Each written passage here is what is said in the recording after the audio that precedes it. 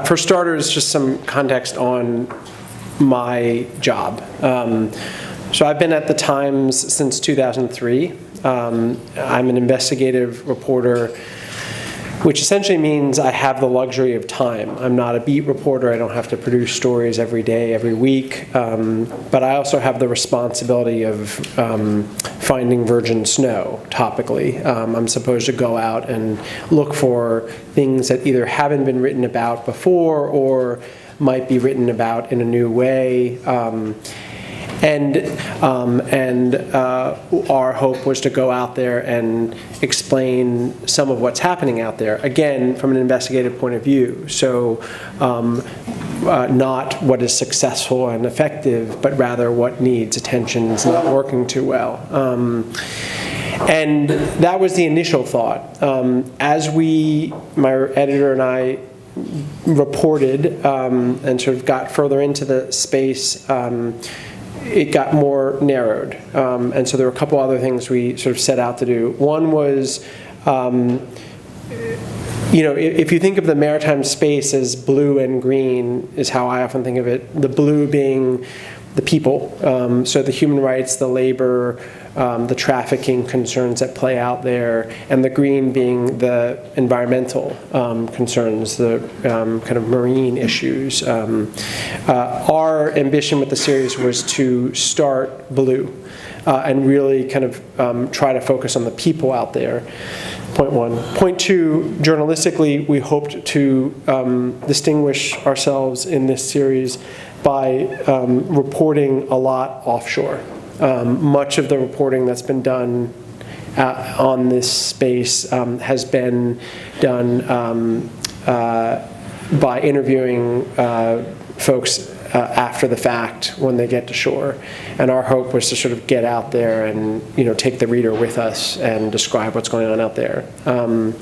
So these were some of the sort of goals journalistically that we set out to achieve. My thought was to maybe talk about 3 of the 8 stories. One other goal I'll mention is, we had the impression early on that there's general public awareness of things like spills and overfishing and kind of fast boat RPG bearing, Somali piracy, Captain Phillips piracy. And our thought was, there's a lot more illegality that happens out there, and so maybe it would be good to broaden the spectrum of awareness as to the types of illegality, the diversity of wrongdoing that occurs out there, and sort of broaden that out for the public. And that was one of our goals as well with the 8 stories. Ultimately, that spectrum moved out to include, arms trafficking, human slavery, intentional dumping, murder of stowaways, murder on camera with impunity. So this was the spectrum coming out. So I'll talk about 3 stories, and then I'm just going to shut up and open it up for Q&A. One thing I'll say that I think I could have done better early on, much of what we reported on is not happening in our waters, in U.S. waters. Or the bulk of what we covered is happening elsewhere. But elsewhere is a big space, and there are a lot of people that live in elsewhere. So I think I could have been, early on we got some pushback from the merchant marine community who felt that we were broad brushstroking them. Anyone that read the story closely, I think, would see pretty quickly that this is not a series about Maersk. This is not a series about container ships. It's not a series about U.S. waters. It's a series largely about fishers, and it's a series largely about smaller vessels, poorer marine spaces. But again, if you look at the raw number of human beings out there on the water, that's them. So I think I just would put that asterisk on the series just to clarify it up front. So 3 stories of the series I want to just touch on for what it's worth and sort of describe what the goal was. The first in the series, when you're going to do a series like this, the first story has to be of a different sort than the rest of the stories. It's the throat clear, as they often call it. It's how you get the attention of the room, metaphorically, the reading public. And so you have to really kind of write at a higher altitude with more polish, broader scope, more narrative, more cinematic. It's got to be kind of your A game, has to be your first story, because that's when readers decide are they going to stick with the series or not. And you also sort of have to establish very broadly what your topic is. Our topic was the Outlaw Ocean, criminality in a broad diversity. And so in the first story, the sort of way we decided to do it had a simple thought, which was rather than having a person as the main character of this story, let's have a ship. And let's have the ship be a scofflaw ship, a bad actor, a sort of a poster child of misbehavior. And let's have that's how it started. My editor said, okay, go have whatever the opposite of a beauty contest is, an ugly contest between, ships that might make good main characters for whom or for which there is a well-documented track record of misbehavior. Oddly, there were a lot of contestants. Maybe not oddly to you folks, but I was surprised that this was a robust competition. It came down to 2 ships, ultimately, that were really tough to choose between. One of them, which I'm going to pursue in my book, it is a company based in Korea that is actually the reason that New Zealand closed its national waters. It lost out to the ship that we ended up focusing on, which says the Sea Pearl. It's changed its name. It was the Donna Liberta. And this ship, we chose it because it had engaged in 3 categories of misbehavior that the categories were either really dramatic, but not necessarily pervasive, but dramatic and compelling, or less dramatic, but pervasive and important. And again, I'm sort of preaching to the choir here. These are topics you all know very well already, so forgive me that. But the Donna Liberta engaged in 3 categories one of bad behavior, and that's why we chose it. One was one that you all have worked on quite a lot, and that is abandonment of seafarers. I'd been hearing from some people in this room for a while that this was a serious problem, and there was a lot of work occurring on it, and it was really important and pervasive. And so I wanted to find a way to get into that issue, how it happens, and with a different crowd I would explain it. I won't with you, but it's this typical scenario where something happens and the ship is stuck in port and the seafarers on that ship are stuck, really stuck. So that was one category. The second category was intentional dumping. My editor and I, been crunching some data and working with some professors involved with dumping, and was blown away to see and check the math 3-4 times because couldn't believe it at first, that ships every 3 years intentionally dump more oil and sludge in the oceans than the Exxon Valdez and the BP spill combined. And the seas are big, right? Dilution is real. But so is accumulation, and so is the non-biodegradable nature of that stuff. And it accumulates, and it's problematic, and it's unchecked, and it's not an issue that anyone I knew or I personally knew about. And I wrote, my first investigative story was the BP spill, and I know how much the media covered these spills, but the intentional dumping, I'd never read a story on that. So, and the Liberta was caught on satellite intentionally dumping its sludge and creating a 90-mile slick off the coast of Africa. So I thought, okay, category 2. Category 3 was abuse of stowaways. This is an interesting situation. And one rendition of it is that post 9/11, and I think the right rendition, I mean, from what I've heard from captains and others, post 9/11, kind of the fine structure for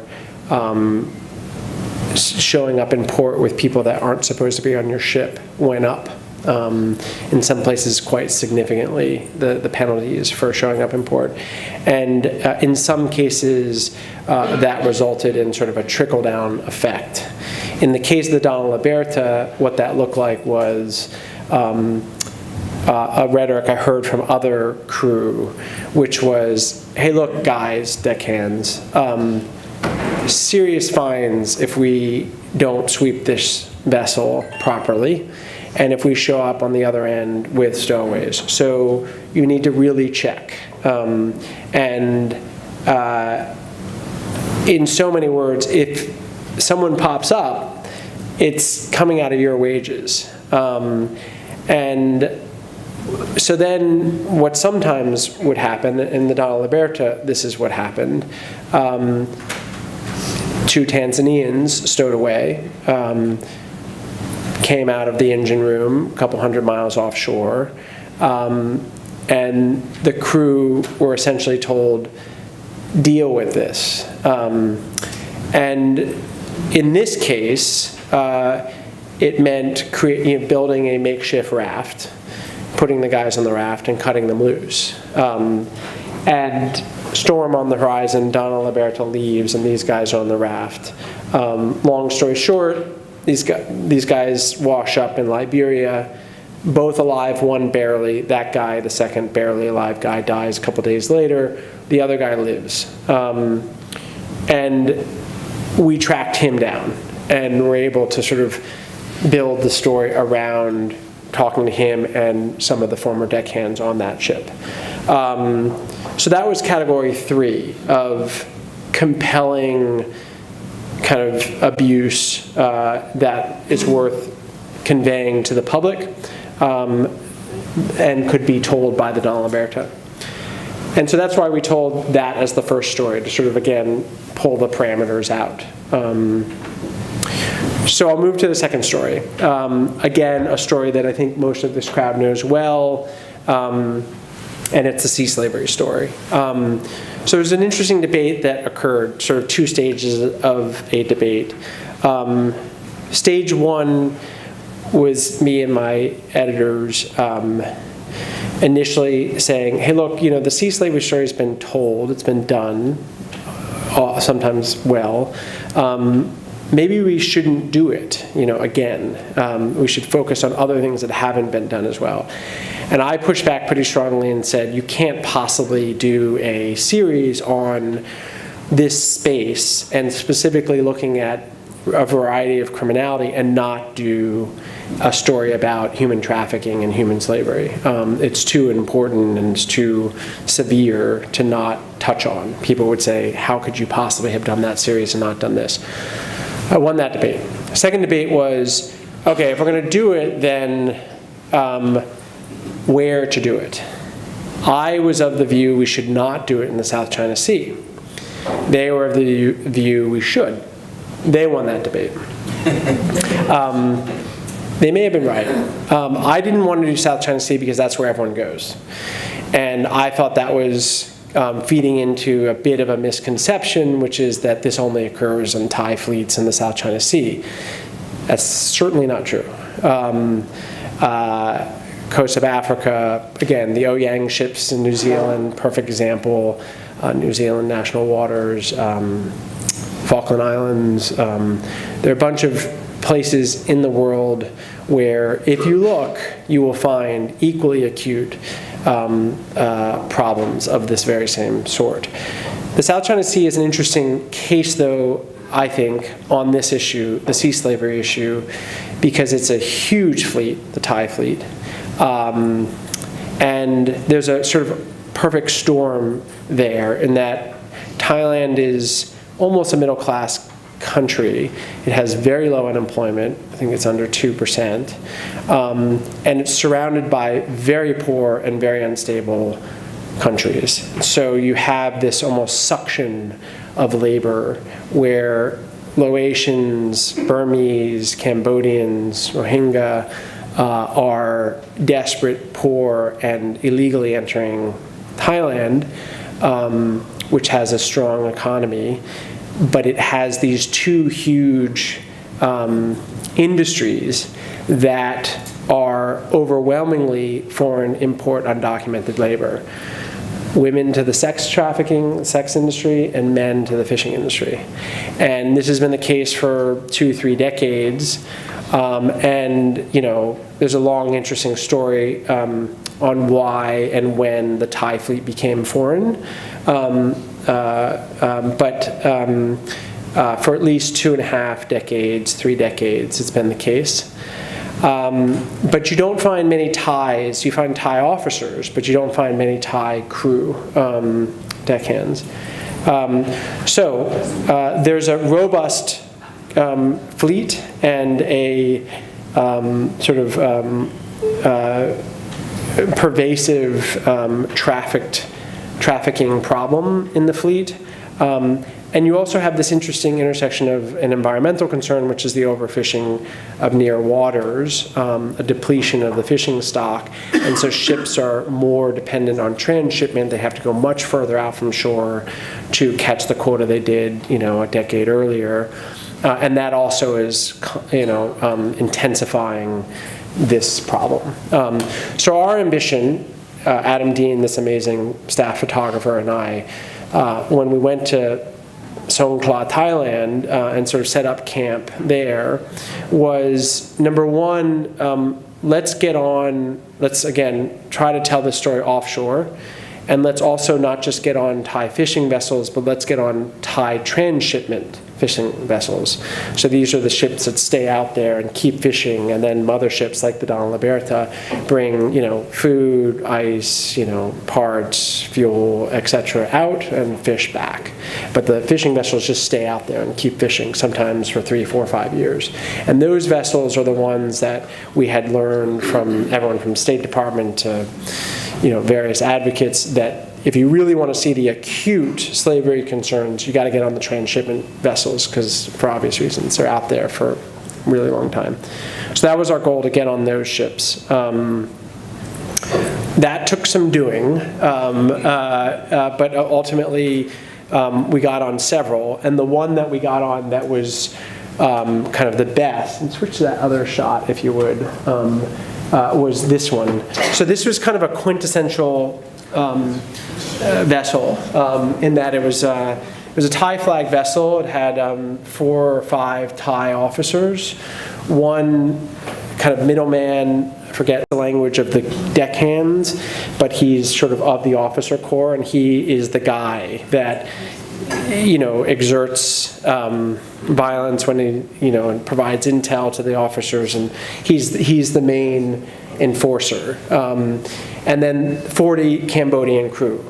These were all Cambodian. All of them had been trafficked. And on the trafficking spectrum, you have, for lack of better terms, soft and hard. You have sort of debt bondage, where some of these guys had come in, and a guy knew a guy. They came from a really poor village. They come in the country with a trafficker. They don't have a cent to their name. They're indebted to the trafficker. The trafficker takes them to the port. The captain buys the debt. And then now that individual, young man or boy, that kid's 13, works to pay off his debt.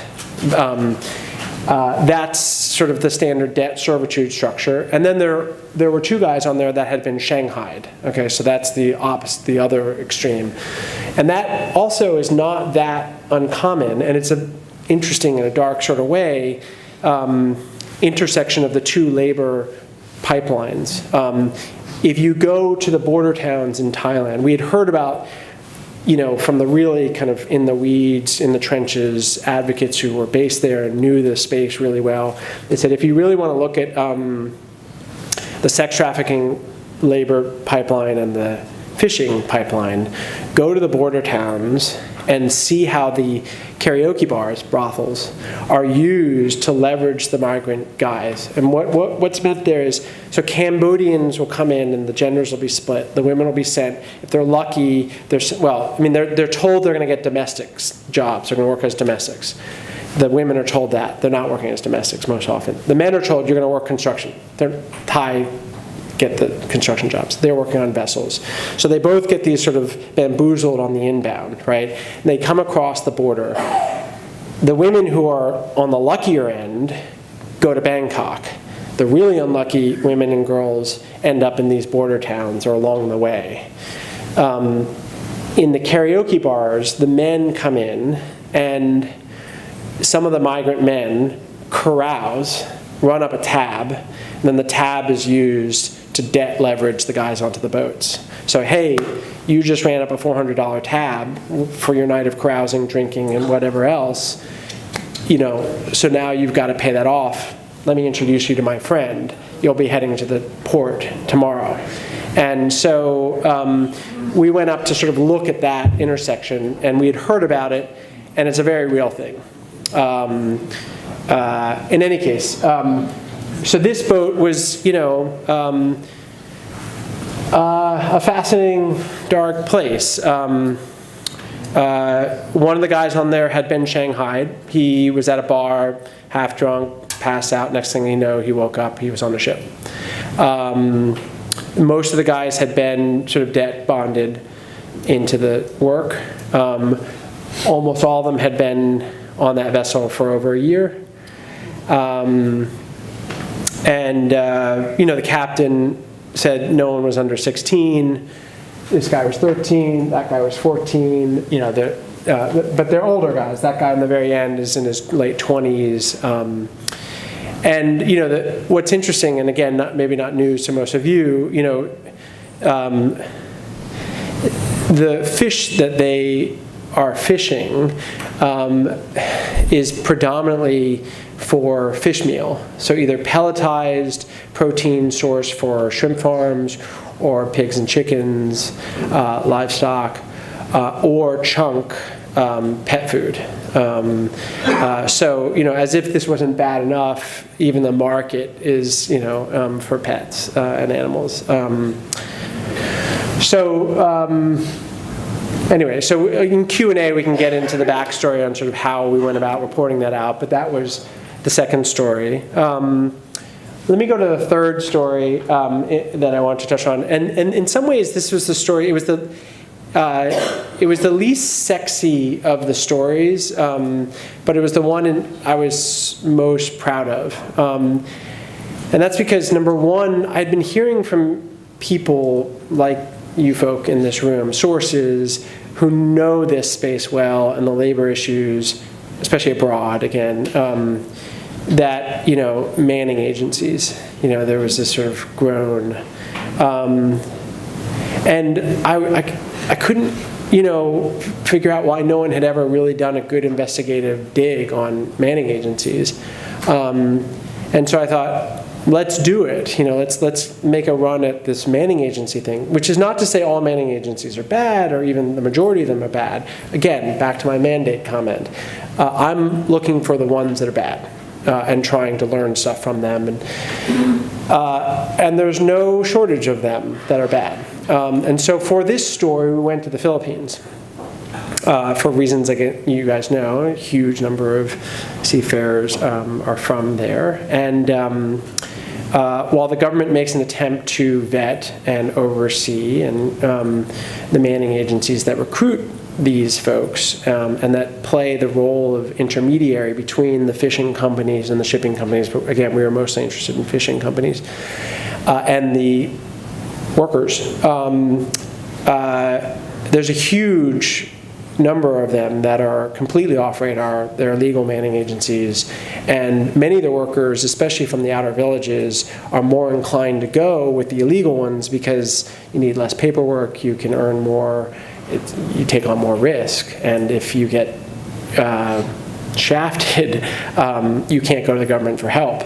But it's a gamble that when you're poor, you take sometimes. And so we had heard of this one notorious company called Step Up Marine, a Singapore-based company that, again, was sort of like the Don Liberta or like the ship.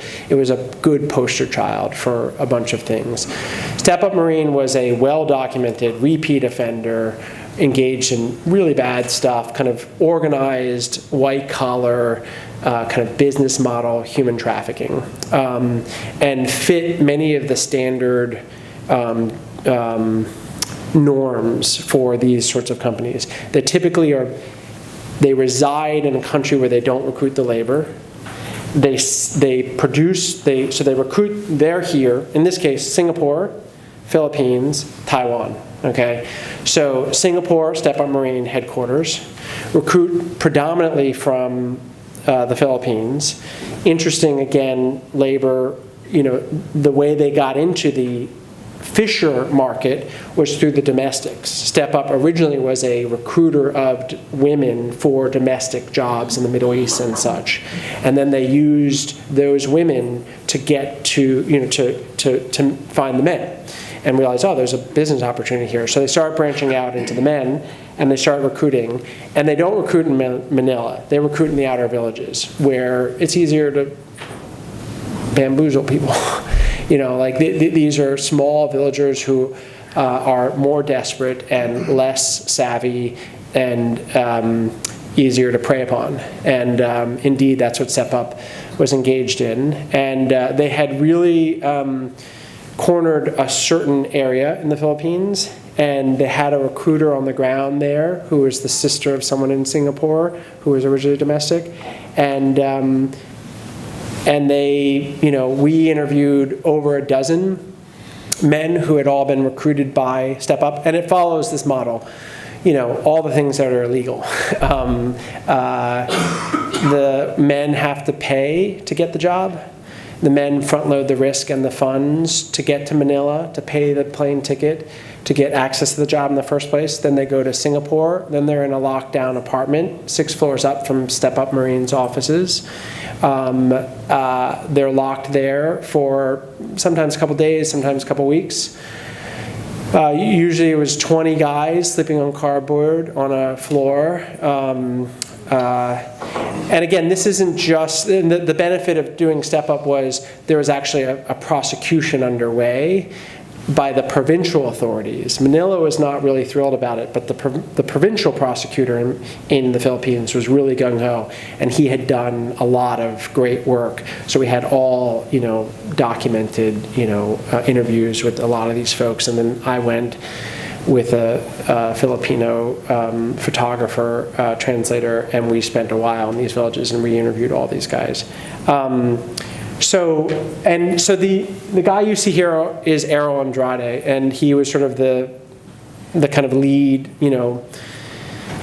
case on the witness stand. And Errol Andrade was from this village that all these other guys were from. He'd been recruited by Celia Rebello, this woman who was the local recruiter.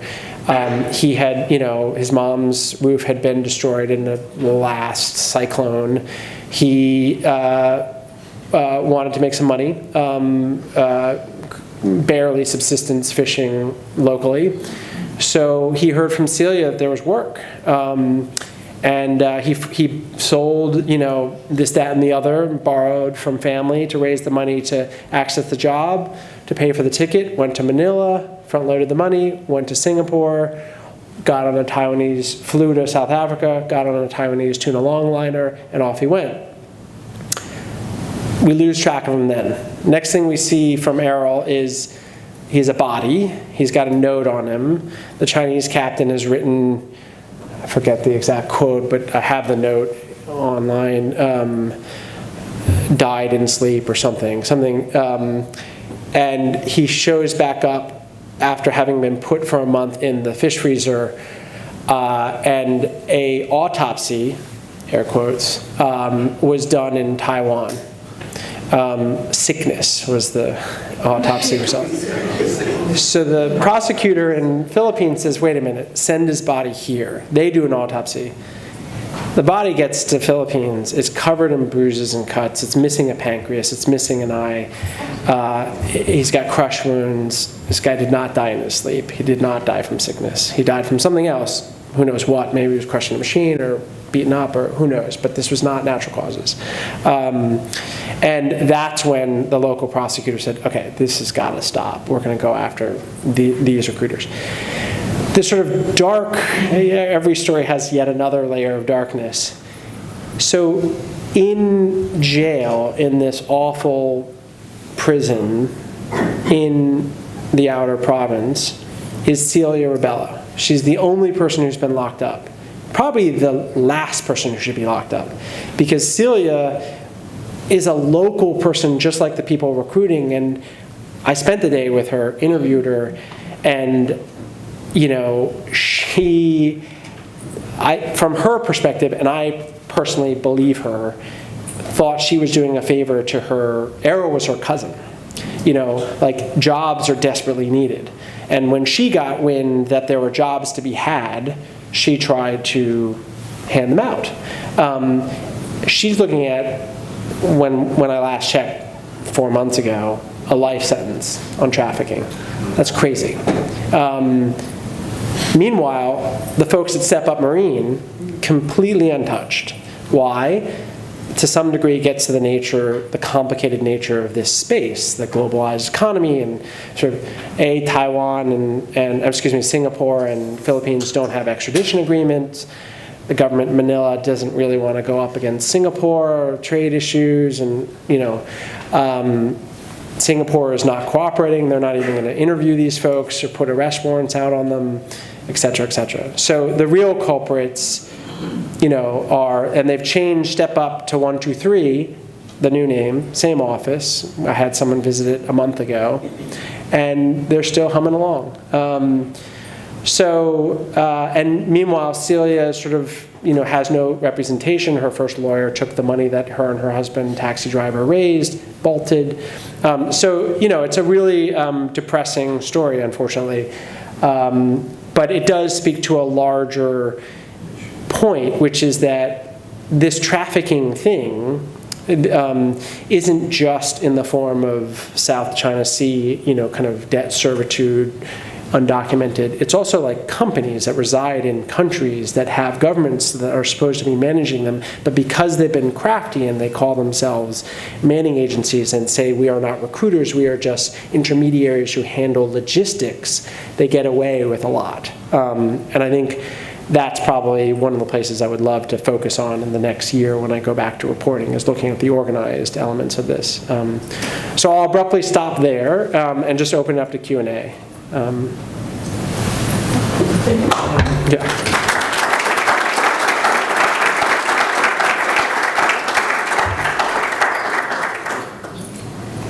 Do you want to have a question for you? Should I just put it Ron, how in the world do you get access to these ships? Right. Why would they let you on? So usually it's a good question. It's always the first question, and I should learn from it and sort of integrate it into my spiel. I think it's really referring to these ships in the sea slave story, because those are the ones. So that's what took so long for obvious reasons. And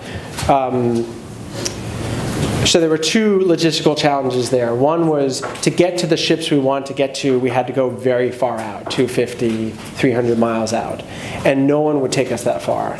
And so we had to hopscotch to get out there. And so that meant you find a captain. The first hop is the hardest, and it gets easier with each hop. And that's because the captains who are on shore, in Songkhla in this case, and we also did out of Borneo, and we did out of Natuna Island in the South China Sea, middle Indonesian island. And so we were doing this in a bunch of different places. But the first jump is always the hardest because those folks are most acutely aware of the risk that they're taking in being seen with, these guys, us too, and so they don't want anything to do with this. They also, because they're reading newspapers, they're talking to government officials, etc. The further out you get, the more sort of cut loose these guys are. They're just running a ship, and the government doesn't mess with them, and they don't really. So it took a long time for us to realize that, and we just took a lot of captains out for drinks. Just sort of spent time, ate with them, talked with them, and eventually got them to agree to take us. And then usually not a one of them would take us right from port. They would say, okay, like the one that the 3 legs that got us out there, they said, you get a dinghy, meet us 7 miles out, and then we'll come on, because I don't want anyone in port saying you getting on my ship. So we get a dinghy, we get 7 miles out, we get on their ship, they took us 50 out, and what we say is, we'll pay you for fuel, and sort of journalistically what we're allowed to do at the time, the rules differ. You can't pay a source, you can pay transport. So these guys are transport, but it means we can't quote them. Can't use them in the story because we're paying them, and that's problematic. That's fine. But so we pay these guys to take us, and then we say, hey, look, take us 50 miles out and agree to try, good faith effort, to get us on the next ship, and warm that guy up to take us the next 50 out. And that's how we sort of worked our way out.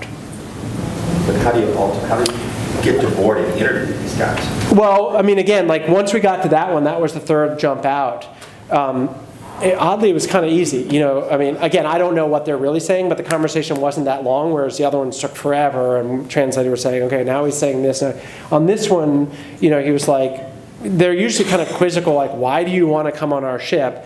We just say, look, you guys are out here for 2.5 years, you're doing really interesting work, and we want to chronicle what life is like on these ships.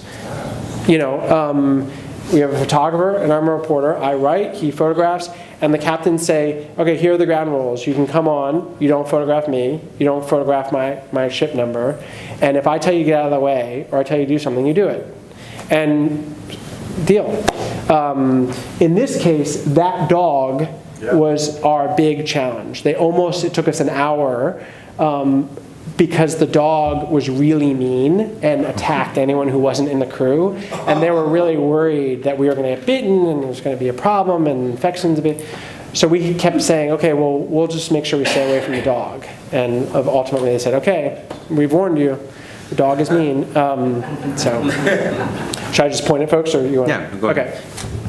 I lived in Thailand 8 years, and I speak Thai, and I'm not at all surprised at your story, but I am wondering, did it break in a way that action got to the officials wherever, and did you get the result from the story? And I kind of probably can guess the answer to that, but I'm curious as to. So, yes.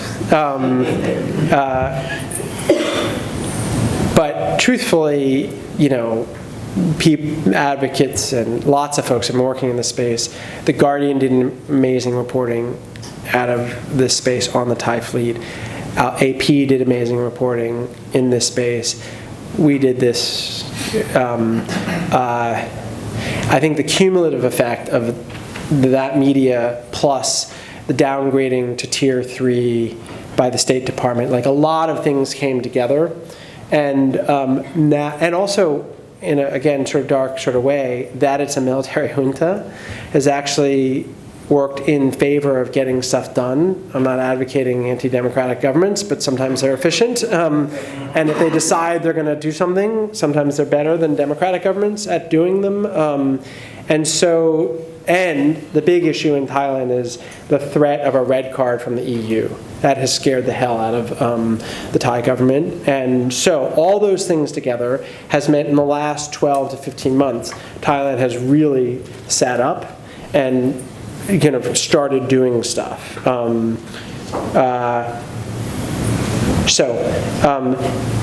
In this story, the opening of the story focused on a very egregious case of a guy who I met in Songkhla who had just escaped from a ship, and he was shackled by the neck, a guy named Lang Long.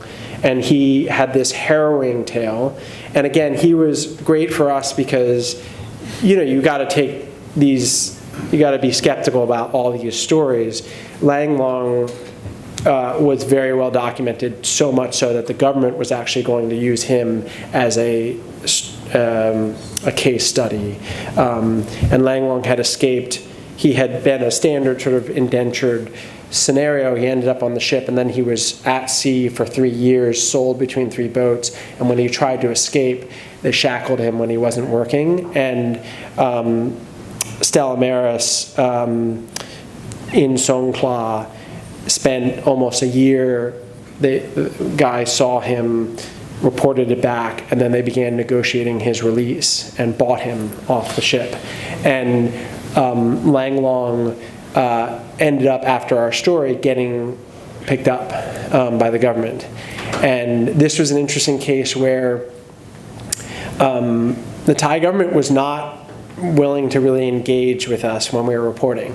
And I chased them and tried to get them to engage and said, this is going to be a big deal, trust me, it's going to be on the front page of the Times. They would not engage. The story came out, and the executive editor got a call, I got a call from the ambassador, and they took note. And ambassadors are diplomatic sorts, right? And so the conversation was, we just want to sort of open a dialogue. And I said, great, I've been trying to open a dialogue for months. I'm glad you're engaging now. Several months later, I gave a presentation at State Department, and someone came up from the State Department person came up and said, have you checked on Lang Long? And I said, no, why? They said, he was picked up and it's not clear where he is. And I said, interesting. So thus began this scramble. Well, it was great that the Thai government had engaged, because now I had the ambassador's number and went to them and said, hey, look, I'm hearing that Lang Long has been picked up, and I'm going to write again if Lang Long isn't, if I don't hear from Lang Long,